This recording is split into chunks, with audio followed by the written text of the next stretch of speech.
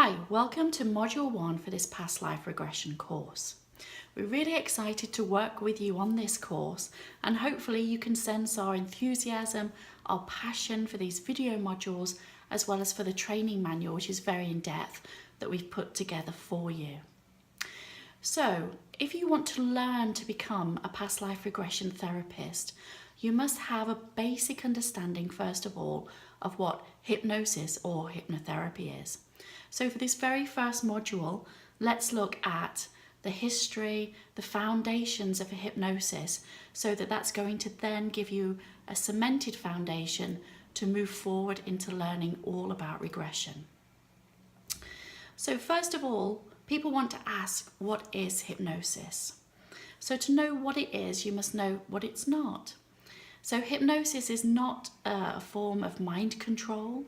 The client is in control at all times. What hypnosis and hypnotherapy is, it's just taking your client into a deep level of relaxation. So it's just a slight altered level of awareness. It's a slight shift of consciousness, and it's something that we all automatically do thousands of times every day. So it's a very, very natural process. It allows your client to just focus their mind on something whilst going to just a deep level of hypnosis. Now, it's a world away from stage hypnosis, if any of you have seen that. If you've seen people in pubs, clubs, even Darren Brown, which is he's a big British guy here, that does some elements of street hypnosis in with his shows. You will purely be using hypnosis, which is just that level of relaxation, for therapeutic use. So the client is never out of control. They cannot run around the room like a headless chicken. They are just purely relaxing while listening to your words. So that's really what hypnosis is. The history of hypnosis goes back to really, I would say, going back thousands of years.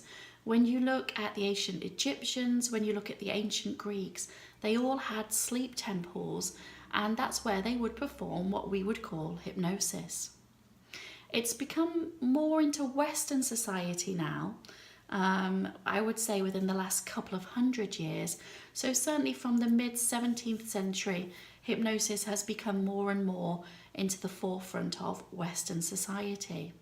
However, really up until I would say the last 30, 40 years, then it's really taken part in our society. It still comes with a little bit of stigma, but that's really fear about what it isn't. But it is something that's very natural, and it's even used by the NHS nowadays, so it's becoming very, very mainstream. There's lots of famous hypnotherapists that you would have heard on along the years, like Freud, Mesmer, Milton Erickson are some of the big hypnotic names. They all use different elements of regression and hypnosis, but they just took their clients into a nice deep level of relaxation, and that's all they did. So some of you will be familiar with those hypnotherapists' names, and they are kind of the great hypnotherapists of our time over the last couple of hundred years. To move into this module 1, I want to first of all look at what we call the 7 principles of hypnosis. So this is a very valuable part to this module. It's also great if after listening to the video modules that you work through the training manual as well, because that's really going to enhance and cement the knowledge that you're learning too. So let's look at the 7 principles of hypnosis. So the first one is collaboration.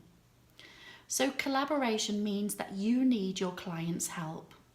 What it purely means is that the conscious mind can be very strong and can override whatever suggestions as the hypnotherapist that you're putting to it. We'll look more of that later.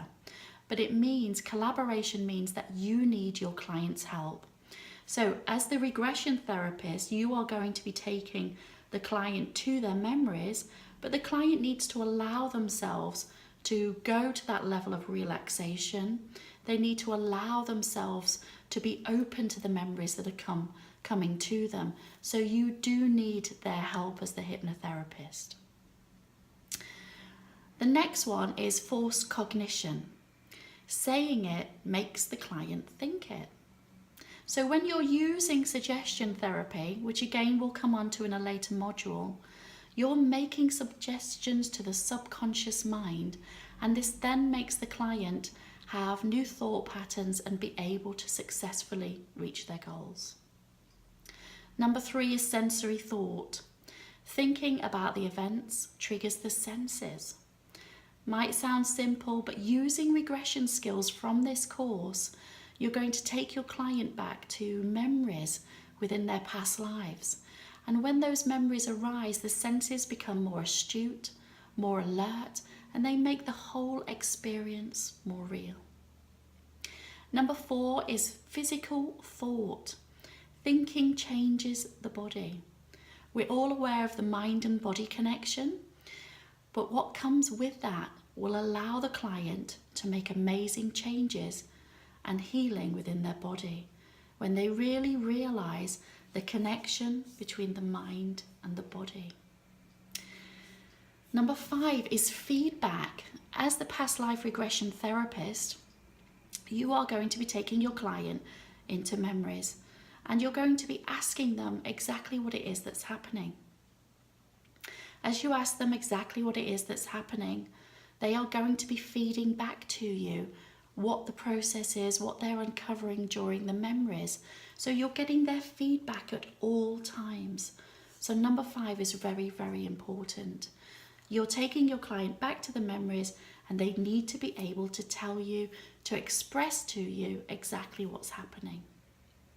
Number 6 is utilization. Making use of everything that happens. Everything is a resource. When you're doing regression and hypnosis, you're going to be using your client's own terminology, which means that you're using their words to facilitate the changes that they want to make within their life. So it's incredibly important that you do use the wording and their terminology.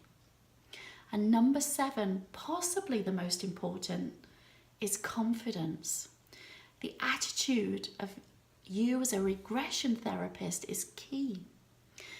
Now you have to really have an understanding of the subject matter of past life regression.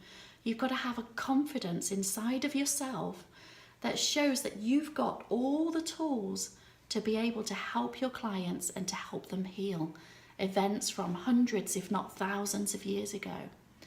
If you have a lack of confidence, your clients will energetically pick up on that. So it's really important that you do have that confidence inside of you, and this course is going to give you all of that. So you are going to have the confidence, you've just got to feel it inside. So that's the 7 principles of hypnosis. Let's look at the different levels of hypnosis. So we're going to look at 4 brain waves. The first one is beta, which is a general conscious awareness. It's a waking normality for the client. That is the brain wave that when you're going around your everyday business, I'm talking, doing this video module for you, and I'm already in a beta brain wave because it's a normal conscious waking awareness for me. Once you take your clients into hypnosis, you move them into the alpha brainwave, and that's just a very gentle and can be quite a light level of relaxation. That is generally where suggestion therapy hypnosis would take place. A deeper brainwave, a deeper level of relaxation moves the clients down to theta. Now the theta brainwave is where past life regression memories are held. So your client must be relaxed enough in order for those theta brainwaves to work, which just purely means that you have to do a relaxation process with your client that's going to last a good amount of time to get them into the theta brainwave. And the last one is delta. That would be akin to if a client had hypnosis for anesthesia or for childbirth, then they would be in a very, very deep delta brainwave. But for the purpose of past life regression, you are going to be using the theta brainwave. Now that draws together the end of module 1, so make sure you're reading the material too in our training PDF, and you can follow these video modules to really cement the learning. Once you feel happy with that, I'm going to see you on module 2. I look forward to it.